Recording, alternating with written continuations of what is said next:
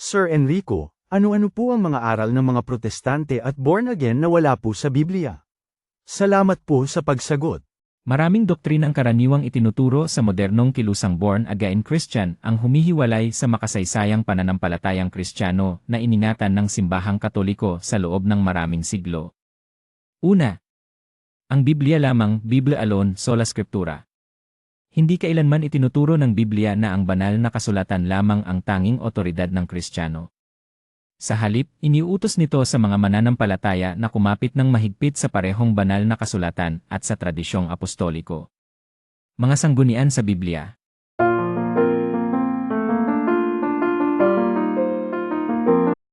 Ikalawa, pananampalataya lamang, faith alone, sola fide. Marami ang nagtuturo na ang pananampalataya lamang ang nagliligtas, maliban sa anumang kooperasyon sa pamamagitan ng pagsunod at mabubuting gawa. Gayunpaman, malinaw na ipinapahayag ng banal na kasulatan na ang isang tao ay hindi pinawawalang sala sa pamamagitan lamang ng pananampalataya. Mga sanggunian sa Biblia.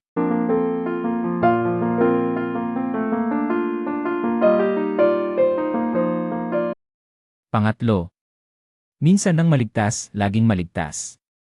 Once saved, always saved. Ang pahayag na ang isang mananampalataya ay hindi kailanman mawawalan ng kaligtasan ay sinasalungat ng paulit-ulit na mga babala sa Biblia na ang mga Kristiyano ay maaaring mahulog sa pamamagitan ng malubhang kasalanan o kawalan ng paniniwala. Mga sanggunian sa Biblia.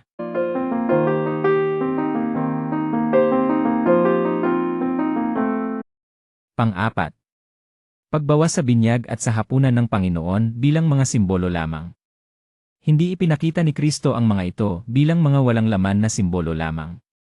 Binabanggit ng kasulatan ang binyag bilang isang paraan ng bagong kapanganakan at ang katawan at dugo ni Kristo sa malalim na mga termino. Mga sanggunian sa Biblia.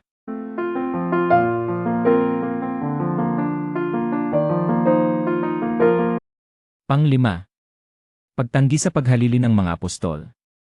Ipinapakita ng bagong tipan na ang mga apostol ay nagtatalaga ng mga kahalili upang ipagpatuloy ang ministeryo ni Kristo, na nagpapakita na ang otoridad ng simbahan ay hindi nagtapos sa unang henerasyon. Mga sanggunian sa Biblia.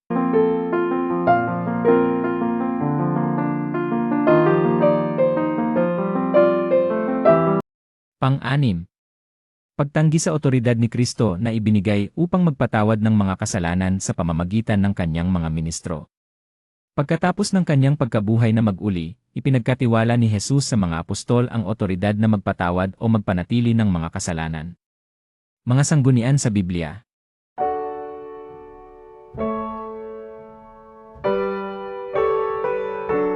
Pang-7, pagtanggi sa pakikipag-isa ng mga banal at sa karangalang ibinigay kay Maria. Inilalarawan ng kasulatan ang mga banal sa langit na nag-aalok ng mga panalangin ng bayan ng Diyos, at hinuhulaan na tatawagin ng lahat ng henerasyon si Maria na mapalad. Mga sanggunian sa Biblia.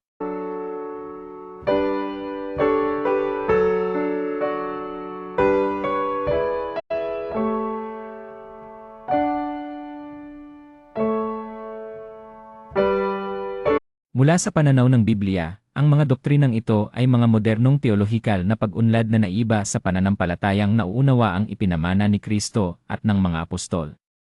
Sa makatuwid, pinaninindigan ng mga Katoliko na ang kabuuan ng doktrinang Kristiyano ay matatagpuan sa banal na kasulatan, sagradong tradisyon, at sa otoridad sa pagtuturo na ipinagkatiwala sa simbahan.